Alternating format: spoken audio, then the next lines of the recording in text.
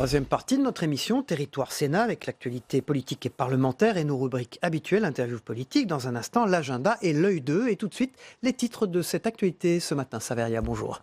Rebonjour. Bonjour à tous et bienvenue dans cette édition. La grande concertation nationale, elle devait commencer samedi dernier. Emmanuel Macron organise aujourd'hui à l'Élysée une réunion avec les ministres concernés. Le président a annulé son déplacement à Biarritz où il devait lancer la présidence française du G7. Les mesures sociales promises par Emmanuel Macron, elles seront examinées dans un projet de loi jeudi et vendredi. On ne sait toujours pas si la hausse du SMIC sera comprise dans le texte. Pour l'instant, et selon les détails fournis par le Premier ministre, l'augmentation de 100 € ne concernera que 55% des bénéficiaires du SMIC. Le référendum d'initiative citoyenne, c'est l'autre grande demande des Gilets jaunes. Hier, Édouard Philippe s'est dit ouvert au débat. Un procédé similaire existe déjà depuis la réforme constitutionnelle de 2008, mais il est jugé trop complexe, il n'a jamais été utilisé. Les mesures sociales annoncées par Emmanuel Macron, le projet de loi sera dévoilé demain en Conseil des ministres. Le Sénat examinera le texte vendredi. On ne sait toujours pas si la hausse du SMIC sera comprise dans ce projet de loi. Pour l'instant, l'augmentation de 100 € ne concerne que la moitié, un peu plus de la moitié des bénéficiaires du SMIC. Les détails avec Héloïse Grégoire. Une semaine après les annonces d'Emmanuel Macron, le Premier ministre détaille la feuille de route du gouvernement. Aller vite, le plus vite possible, notamment pour la mesure emblématique du pouvoir d'achat, la hausse du SMIC de 100 € net.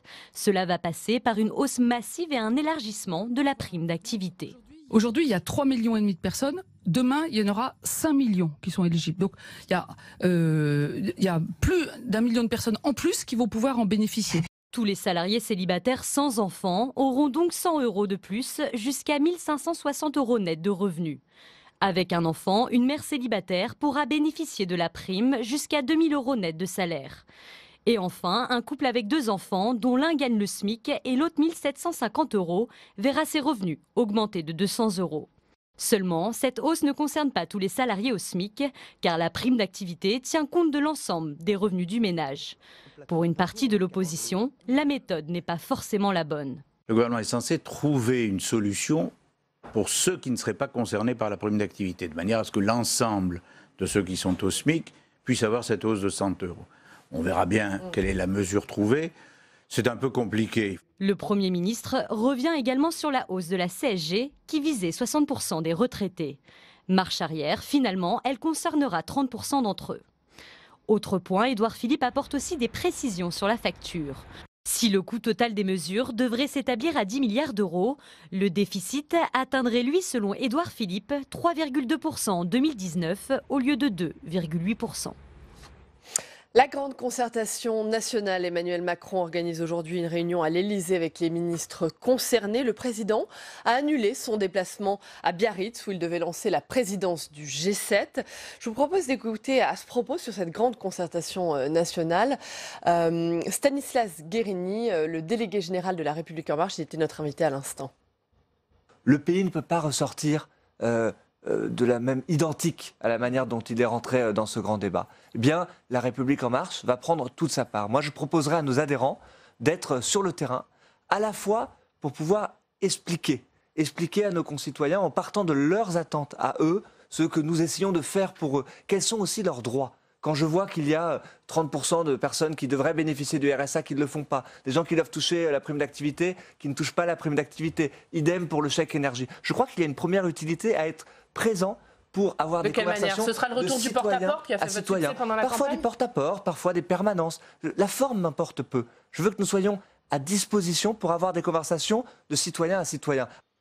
Et ce matin dans l'actualité également, Saveria, le signal d'alarme des maires ruraux. Ils craignent d'être les éternels oubliés des réformes. Ils ont été en première ligne dans le mouvement des Gilets jaunes. Aujourd'hui, ils attendent des réponses à ce sentiment d'abandon des territoires. Ils ont recueilli, vous allez le voir, les doléances des habitants de ces territoires ruraux. Les explications de Sandra Cerquera. Pendant plus d'une semaine, les communes de France ont ouvert des cahiers de doléances pour permettre aux citoyens de s'exprimer. Partout les mêmes revendications, le pouvoir d'achat, l'injustice fiscale et l'abandon des territoires. C'est dans ce contexte que les maires ruraux lancent un appel sous forme de tribune dans le journal du dimanche, pour ne plus être les oubliés de toutes les réformes. Selon eux, la mobilisation des Gilets jaunes est une opportunité pour le pays. Il faut la saisir. Ce maire d'une commune de 2000 habitants exhorte le gouvernement à répondre au sentiment d'abandon des territoires. Ça fait plusieurs années qu'on dit qu'il y a une colère qui couve parce qu'il y a une dégradation de l'offre en termes de services publics dans les territoires, du soutien aux communes quand elles ont des initiatives. Le gouvernement, il faut qu'il sorte de son coin, il faut qu'il vienne travailler réellement dans les territoires les problématiques auxquelles sont confrontés les citoyens et qui ne sont jamais les mêmes en fonction des territoires où on se trouve. Les élus évoquent un combat aussi bien pour l'emploi que pour la couverture téléphonique ou l'accès aux soins et soulignent qu'il n'est pas normal qu'en matière de dotation aux collectivités, un urbain compte 2 fois plus qu'un rural. Ils demandent qu'une correction soit inscrite dès la loi de finances 2019. La synthèse des doléances sera présentée d'ici la fin de la semaine au Premier ministre et au président de l'Assemblée nationale et du Sénat. Voilà, place maintenant au deuxième interview politique de cette émission dans un instant. À tout de suite. Face à face, Savaria avec Jean-Marc Gabouty. Vous êtes sénateur RDSE de Haute-Vienne. Bonjour et merci d'être avec nous sur ce plateau ce matin. Bonjour Jean-Marc Gabouty. La mobilisation de ce week-end des Gilets jaunes a été nettement moindre. Les barrages sont certains barrages sont ce matin en train d'être levés. Le Parlement va examiner en fin de semaine le projet de loi qui comprend l'ensemble des mesures proposées par le gouvernement pour répondre à cette crise des Gilets jaunes. Est-ce que c'est aujourd'hui la fin de la crise des Gilets jaunes ? Alors, dans son expression extérieure, c'est probablement le début de la fin, mais je pense que le phénomène n'est pas terminé. Si vous voulez, les Gilets jaunes, d'abord, il faut faire un bilan qui est excessivement lourd. Je ne parle pas sur le plan économique ou financier, mais on a l'impression que pas grand monde s'en émeut. C'est 8 morts. Vous parlez de l'impact sur l'économie française ? Non, je parle du bilan. Si vous voulez, lorsqu'il y a un mort sur un attentat, on en parle beaucoup. Là, c'est 8 morts, ou 7 ou 8 morts, 1500 blessés, dont certains en garderont des traces toute leur vie. Je crois qu'on oublie un petit peu ce bilan qui est dû à la forme du mouvement, inorganisé, sans faire de déclaration de manifestation ou d'occupation.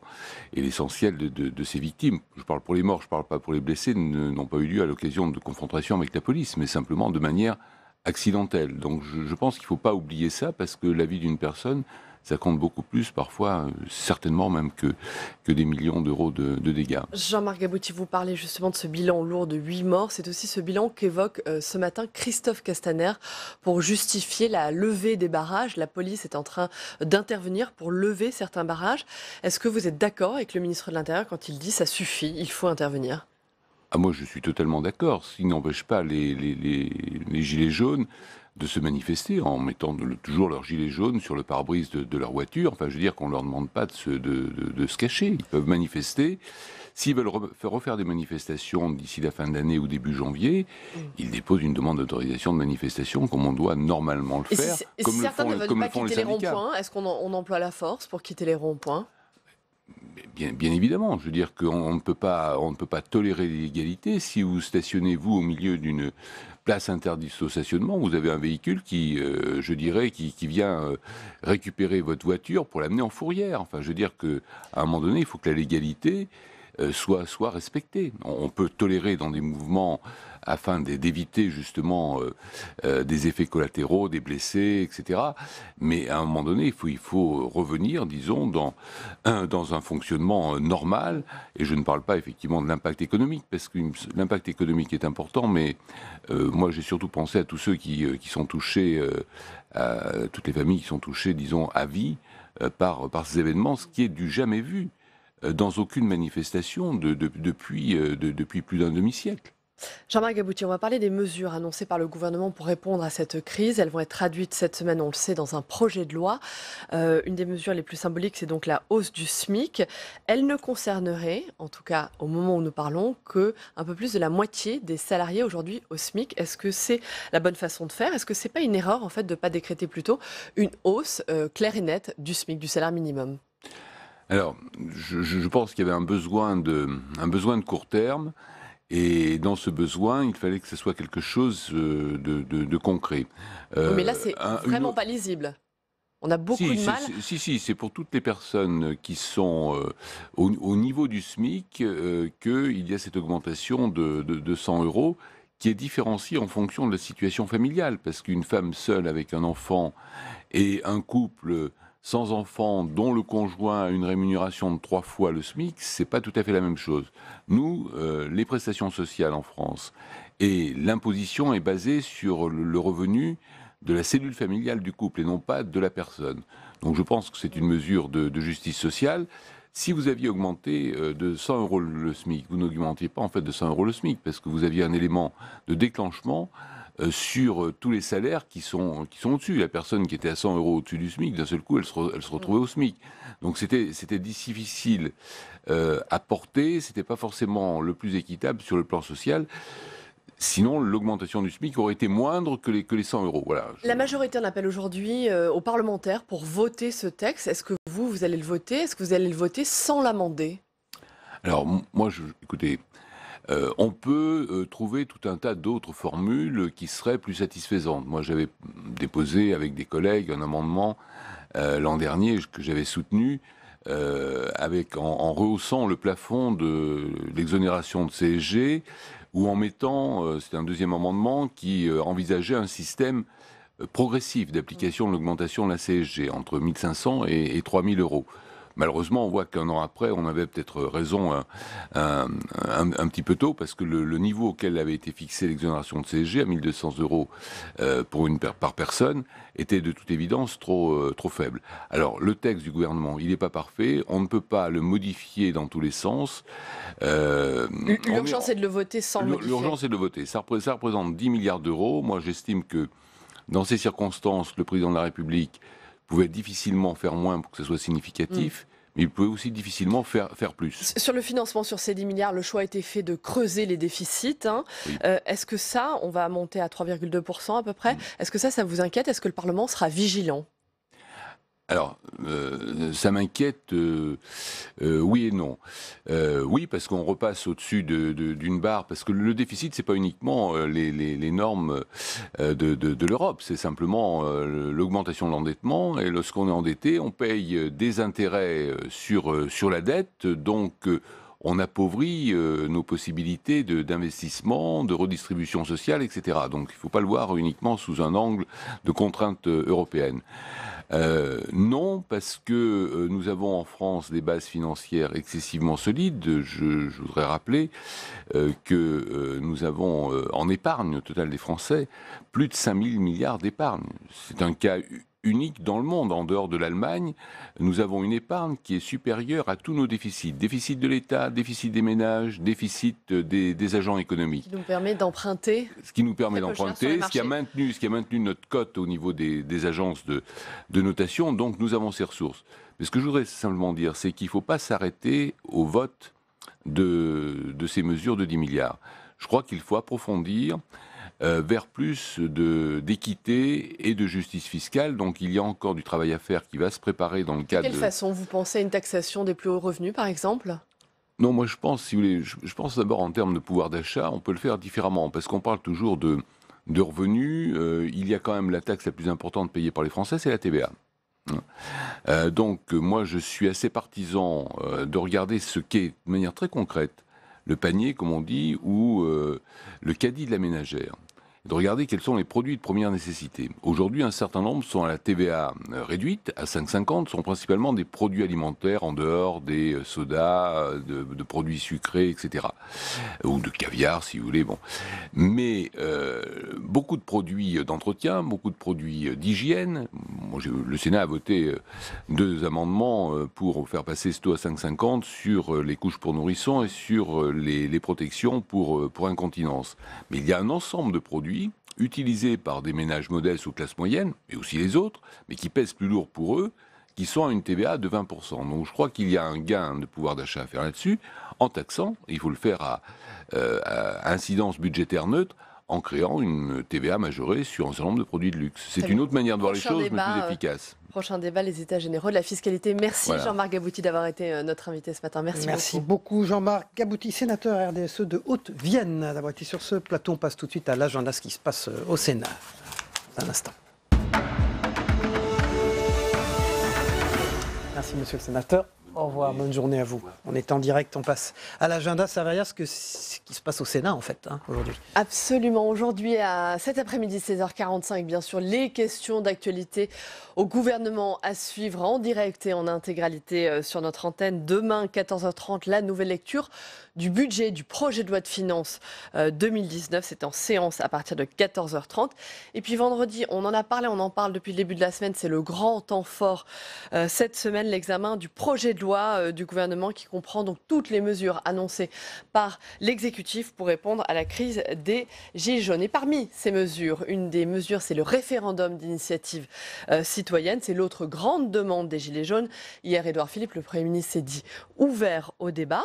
Un procédé similaire existe déjà depuis la réforme constitutionnelle de 2008. Il est jugé trop complexe. Il n'a jamais été utilisé. Les explications de Fabien Recker. Un acronyme devenu emblématique du mouvement des Gilets jaunes. Le référendum d'initiative citoyenne, ou RIC, verra-t-il le jour? Dans une interview aux Échos, Édouard Philippe a en tout cas ouvert la porte. Ce débat, nous allons l'avoir. Je ne vois pas comment on peut être contre son principe.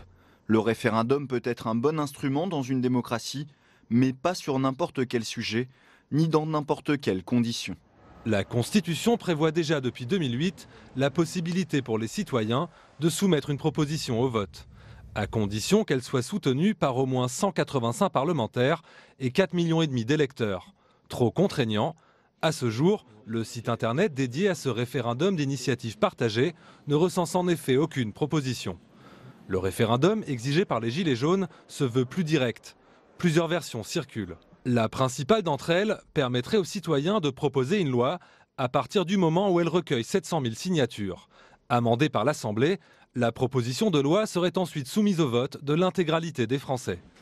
D'autres versions du RIC demandent la possibilité d'abroger une loi, de révoquer un élu ou de modifier la Constitution. Toutes les variantes existent dans les demandes des Gilets jaunes, qui est un mouvement assez protéiforme, assez varié. L'essentiel, je pense, c'est la revendication démocratique. C'est qu'à partir du moment où ce mouvement a une forte composante démocratique, le référendum apparaît dans la discussion. Pour le moment, les modalités sont floues. Instaurer le référendum d'initiative citoyenne exigerait en tout cas de modifier la Constitution. Une nouvelle fois reportée, la réforme constitutionnelle voulue par le gouvernement pourrait alors tenir compte, du moins en partie, des revendications des Gilets jaunes. Voilà, on poursuit notre émission avec, dans un instant, la rubrique L'œil 2. À tout de suite.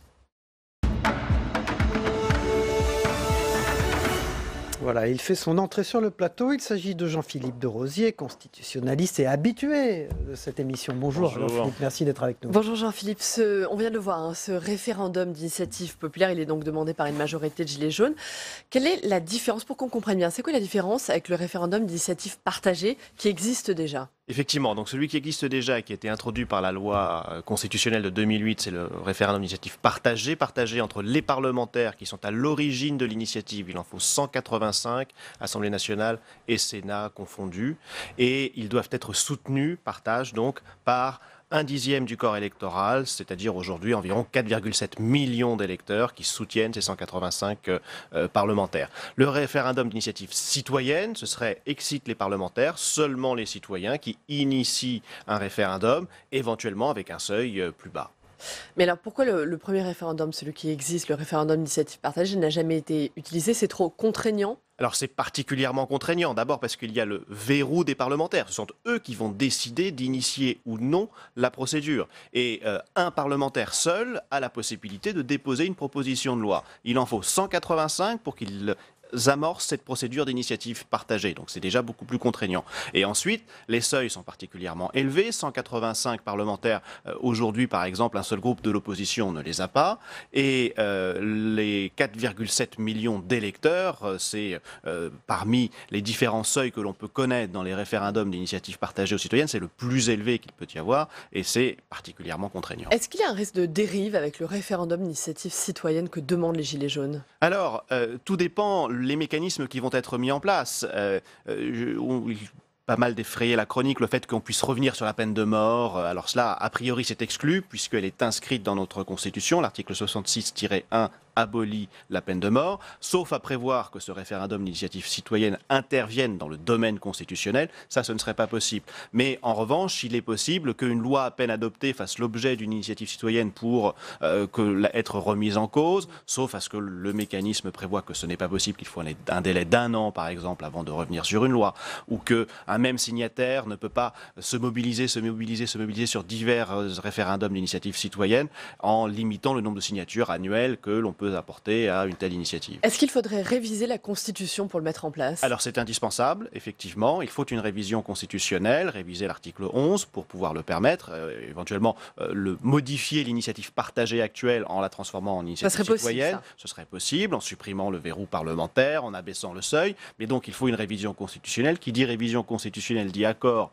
entre l'Assemblée nationale et le Sénat, dit un certain délai pour pouvoir y aboutir. Et donc tout cela suppose des négociations politiques, une procédure qui est loin d'être acquise, comme on le sait. Pour terminer, quelle est votre position là-dessus, sur ce référendum? Est-ce que vous y seriez favorable? Est-ce que ça peut permettre à la démocratie de mieux s'exprimer dans notre pays? Alors, j'ai toujours été attaché à la démocratie représentative. Je pense que le citoyen est le fondement du pouvoir, mais qu'il y a des représentants pour pouvoir l'exercer en son nom. Tel est l'objet du mandat. Mais je crois également que nous sommes arrivés à une époque politico-sociale où le peuple, les citoyens, ont besoin de faire entendre leur voix au-delà des seules urnes pour désigner leurs représentants. Et ce référendum, à condition de prévoir un mécanisme qui le rende accessible sans le rendre quelque chose dont on fasse un usage abusif, peut permettre cette mobilisation plus forte, cette expression plus forte des citoyens.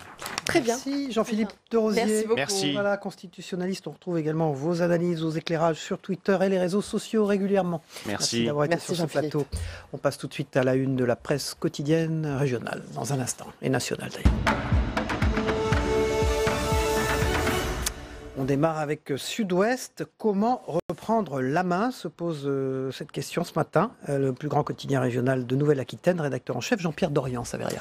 Emmanuel Macron ne se rendra pas à Biarritz aujourd'hui pour lancer la présidence française du G7. Il organise à la place une réunion sur la grande consultation prévue pour sortir de la crise des Gilets jaunes avec les ministres concernés à l'Élysée. La méthode sera-t-elle suffisante pour réconcilier les Français avec leur président après plusieurs semaines de crise des Gilets jaunes? Pour l'instant, la popularité du président est en chute libre. Le chantier des réformes est lui colossal.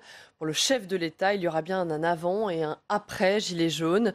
Si ces annonces doivent être entérinées cette semaine, Emmanuel Macron veut surtout écrire un nouveau départ et rebâtir un roman national. Voilà, et à la une de l'Indépendant de Perpignan, dirigé par Alain Both, Vinci, la société qui gère les autoroutes, voie rouge.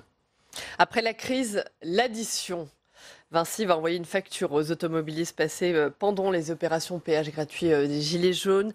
L'entreprise compte identifier les véhicules passés sans payer à l'aide des caméras de surveillance installées sur ces péages.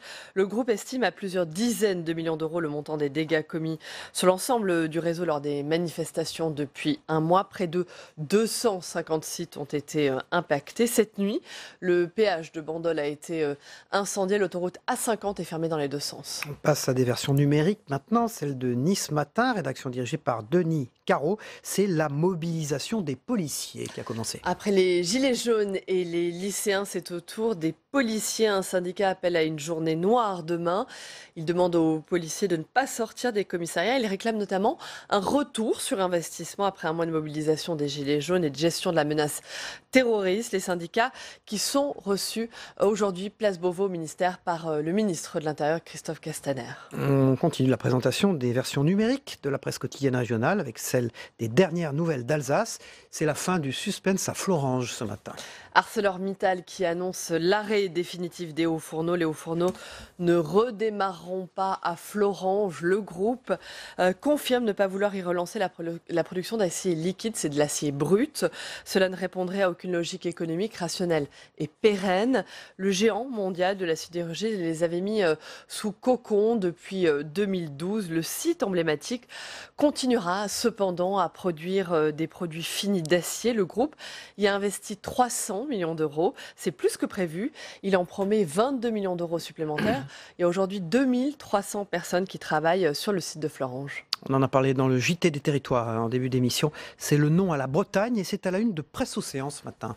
Une pétition de 100 000 signatures n'y a pas suffi, nous raconte ce matin Presse Océan. Le Conseil départemental de Loire-Atlantique a voté hier contre le rattachement du département à la Bretagne.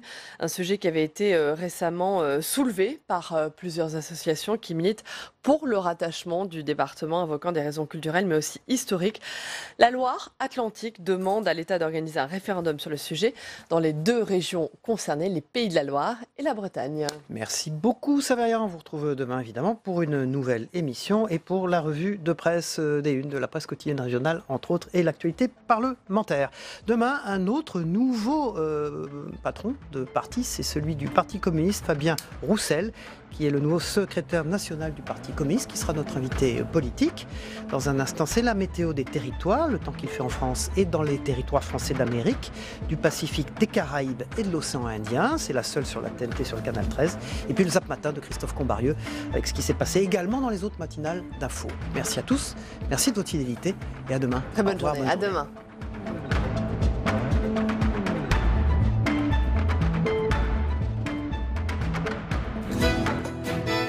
La météo vous est présentée par l'Assemblée des départements de France.